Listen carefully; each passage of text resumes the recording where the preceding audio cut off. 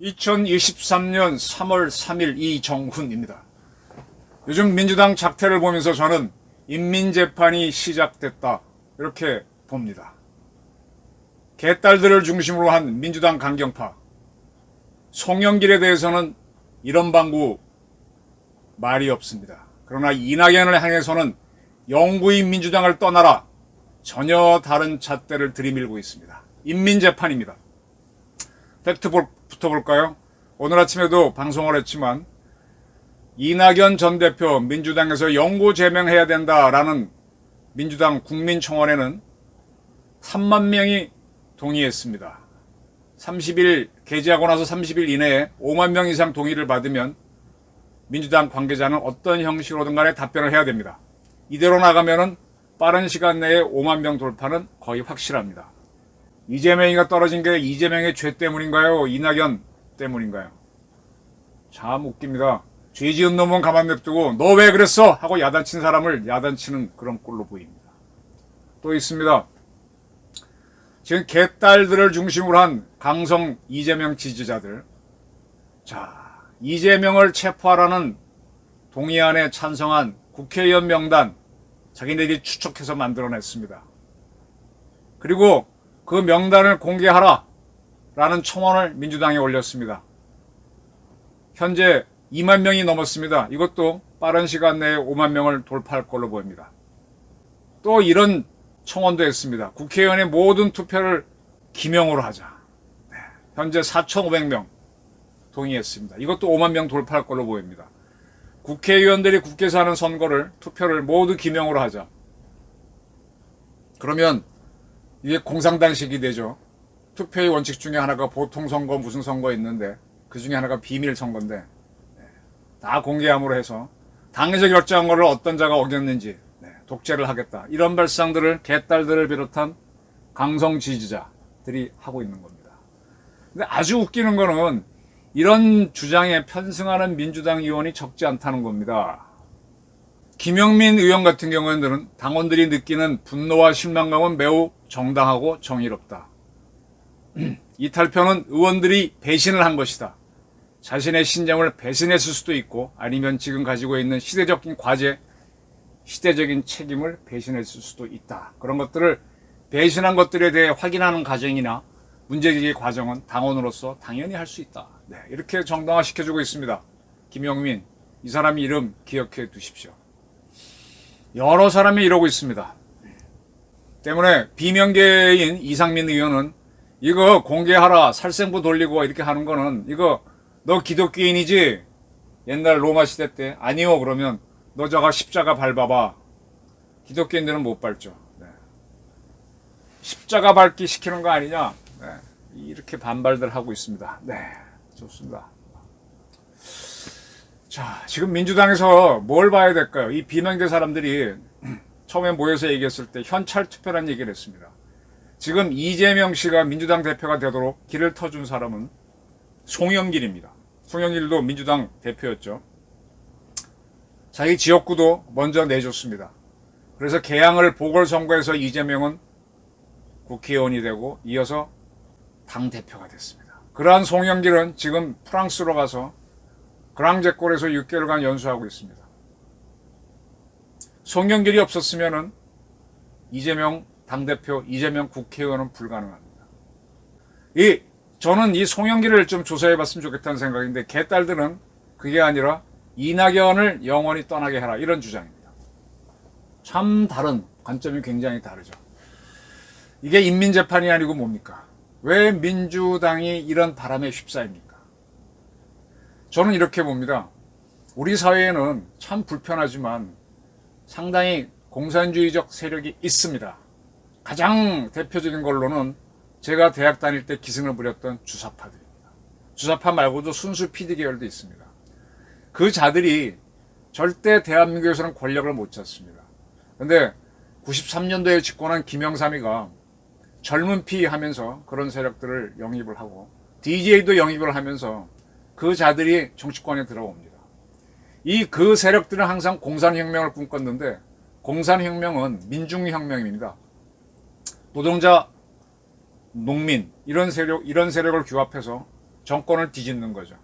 이걸 성공시킨 근세의 현대의 가장 혁명가는 저는 오히려 폴란드 공산국가에서 있었던 레흐 바엔사를 꼽습니다. 레흐 바엔사는 공산 폴란드에서 노동자를 모아갖고 노조를 만들어서 솔리데리티인가요? 그래서 폴란드 공산 정권을 붕괴시켰죠. 그런 게 혁명입니다. 총을 들지 않고. 베트콩들은 총을 들었죠. 마오 농민전쟁 했지만 그 역시 총을 들었습니다. 레흐 바엔사는 총 없이 혁명을 했습니다. 그런데 대한민국의 이 침공 세력들은 이 민중혁명도 아니고 정치혁명으로 권력을 잡으려고 합니다. 김영삼, 김대중이 열어진 기회를 이용해서 정치권에 들어가서 입법부를 장악함으로 해서 입법권을 통해서 행정부를 장악하고, 행정부는 국민대표인 입법부가 시키는 대로 해라, 이런 개념이죠. 근데 입법부가 매우 좋은 게 전체를 장악하지 않고 51%만 장악하면 국회를 자기 마음대로 할 수 있어요. 이거는 어떤 나중에 공산주의 연구에서 새로운 사례로 한번 분석될 수도 있습니다. 국회를 장악해서 대한민국을 장악하는 것. 새로운 혁명이죠. 이런 것들을 지금 주사파들이 하고 있는 겁니다. 이 자들은 그 자금을 만드는 방법으로 적지공작 비슷하게 이 땅에서 북한을 도와주자 묘목 변호기 운동 같은 걸 보내면 1,000원도 안 되는 거를 5만 원씩 성금 내게 해서 49,000원을 삥땅하는 방식으로 북한에 뇌물로 주기도 하고 자기도 쓰기도 하면서 먹고 살면서 하는 겁니다. 그리고 묘목도 여기에서 약간만 가지고 가는 척하고 중국에서 사서 보내고 100개 보낸다고 1개 보내놓고 사진 찍고 다 보냈다고 퉁치는 겁니다. 이 대북 사업을 하게 되면 대한민국이 통일될 수 있다는 환상을 심어주면서 그렇게 먹고 살면서 정치 권력을 잡고 공산주의 혁명으로 가면서 또 그러면서 자기들은 잘 먹고 잘 사는 겁니다. 문재인 정권에서 주사파 출신들이 요직을 차지하면서 권력을 잡았으니 행정부에 가서 대통령실에 가서 주요 보직을 하면서 자기 딸은 미국 시카고 대학에 보내고 어디 보내고 이런 사람들이 매우 많았습니다. 네. 그런 자들이 문재인 이후에 누구를 지지해야 될, 자기네가 유리할까 하다가 택한 사람이 문제 많은 이재명이었던 겁니다. 이재명은 참 약점이 많아요. 우선 가족 간에 굉장히 불화가 많았고, 그리고 운동권을 기본적으로 모릅니다. 운동권을 모르니까 그걸 막연히 존경하는 리스펙트 마임이 있습니다. 이거는 조국도 비슷합니다. 이낙연 씨는 저와 같은 동아일보 출신이지만 저는 같이 일해본 적은 없습니다. 근데 다만 그분의 광주일고 친구분들 또 이런 또 동아일보에서 얘기를 들어보면은 굉장히 가난한 집안의 수재입니다. 그리고 아주 정확한 사람이고 불같은 사람입니다. 공산주의와는 거리가 있습니다. 지역 정서에서는 벗어나지 못했지만 굉장히 합리적인 사람입니다. 합리적인 사람은 절대로 공산주의에 빠지지 않습니다.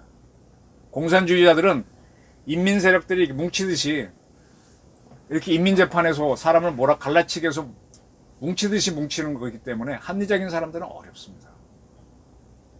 그러니까 이낙연을 택하지 않은 거죠. 그 문재인 이후에 등장한 사람 중에 박원순 씨가 유력했는데 그 사람은 성추행 문제로 자살해버렸기 때문에 당연히 이재명으로 쏠린 겁니다. 이재명 뒤에는 동부연합이 있었죠. 또 뭐 이런 주사파들이 줄줄줄줄 붙는 겁니다.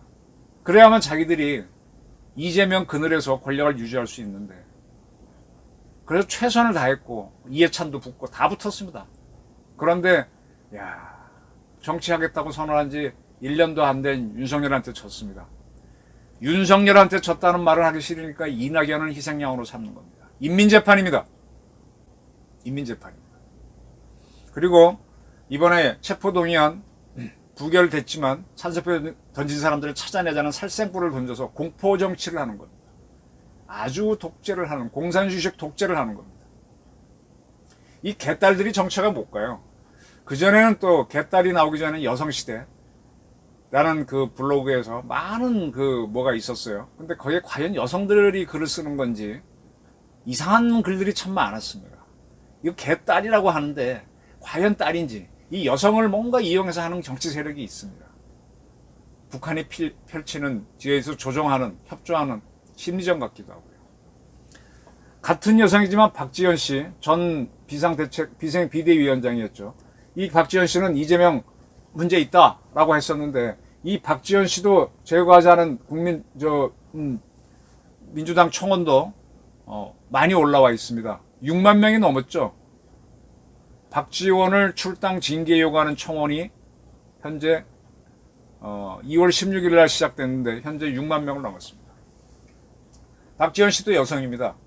그거 보게 되면 여성들이 뭐 개딸이 모든 여성을 대표할 수 없지만 여성들이 라고 해서 무조건 이재명 지지하는 건 아닙니다. 근데 묘하게 여자들로 위장을 한 세력들이 있습니다. 이 주사파가 어디 모인 짐작이 되시죠? 적어도 또 숨을 내면은 동굴이 필요하고 그늘이 필요한 겁니다. 이재명 씨가 운동권 논리를 뭐가 알아요? 3.1 혁명이란 소리 하고 있던데 그거 다 누가 하던 소리입니까? 지금 이재명 씨는 궤변에 빠져 있어요. 박홍근을 비롯한 당 지도부는 이런 식으로 당 갈라치기 하는 건 안 된다라고 하지만 이재명은 좌파 단체들이 하는 3.1절 행사에 나가서 같이 떠들고 있습니다.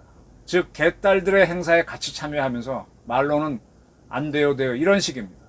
조금 분열증적 정세를 보이고 있습니다. 민주국가가 되려면 인민재판은 피해야 된다. 이 새몰이 줄세우기 피해야 된다는 거 잘 아시죠? 아주 이 괴벨스의 이론을 많이 공부했고 그거대로 따라가는 겁니다. 선전선동에 능한 세력들입니다. 이렇게 되면은 지금 정청래조차도 너 체포동의안 찬성했어 반대했어 질문받았다라고 그랬지 않습니까? 지금 다 묻는 겁니다. 네. 그래서 이제 다음 또 뭐가 나오면 이게 조만간 쌍방울권으로 또 체포동의안이 올라오겠죠. 그걸 막고 이렇게 하는 겁니다. 이렇게 해야 주사파가 윤석열 정권에서 생존할 수 있습니다. 반대로 우리는 이걸 깨야 됩니다. 윤동권 논리를 빌리면 가열찬 투쟁을 해야 됩니다.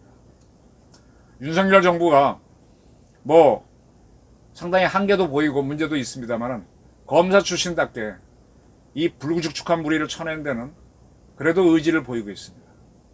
안보 문제에서는 김성한 안보실장 등등이 제법 하고 있고요. 이 자들을 쳐내야만 김정은을 쳐내고 북한 핵을 풀어낼 수 있는 그나마 단초를 잡습니다. 이 자들이 계속 남아가지고 북한이 위협가할 때 우리가 일점불사라고 하면 야 싸우자는 거야 뭐 우리 망하자는 거야 이런 식으로 해서 계속 우리 발목을 잡으면서 우리를 뭉그러뜨렸습니다. 인민재판에 속으실 겁니까? 인민재판을 벌이는 자들을 유심히 보시면서 이제는 우리 사회에서 떼어내는 작업을 해야 할 때가 아닌가. 그 쓰나미 속에 이재명도 날려보내야 될 것 같다. 네, 저희 의견입니다. 감사합니다.